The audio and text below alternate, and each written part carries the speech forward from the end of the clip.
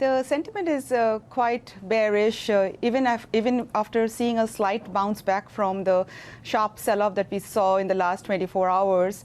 The bounce back has not been very convincing. We have not seen big buyers yet in the market. The so-called dip buys or the value buying has not kicked in yet. There is a index called Fear and Greed Index in crypto, which is at 23, which still shows extreme fear, reflecting the kind of mood that market is at. Traders are still sitting on the sidelines. As you mentioned, Paul, the levered bets have been unwound, and their traders are sitting on liquid positions, cash positions, really waiting for some triggers. But as of now, the sentiment looks kind of bearish to cautious in the market. So is the sell-off this time different from previous times, or is it we've seen this movie before? The sell-off, the reasons for the sell-off and the way it is panning out is quite different this time around. And it's an interesting question. You know, the way crypto has been shown to be institutionalized in this recent few months is that there are vehicles that have been spun off from crypto, like the digital asset treasuries. And what is happening is the risk is transmitting from the crypto world to the broader markets through these kind of vehicles.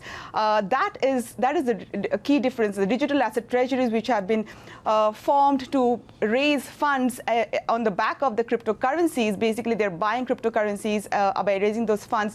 And those underlying assets, the cryptocurrencies have seen a sharp sell-off, and therefore these digital asset treasury companies are also in the water. Most of them are.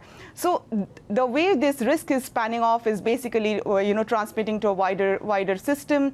We have seen also that the single stock ETF, especially linked to strategy, how it's become the worst performer among all cryptos. And then we have the inflows into Bitcoin ETFs also being very slow and sluggish. All this together paint a picture of how this time the sell-off is slightly different from before, where the risks are transmitting to a broader system than just staying within crypto, Paul. We've also got the Fed proposing some new rules for banks and stable coins as well. What's being discussed here?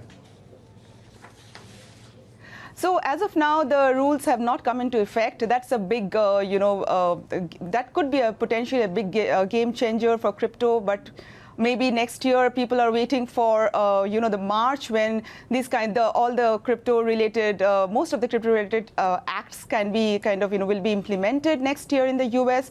And as we know, President Donald Trump has been a big advocate of crypto. And if that happens, which is expected by March next year, that could be a optimistic situation for crypto markets. But we are nothing as of now really kind of changes the needle a lot.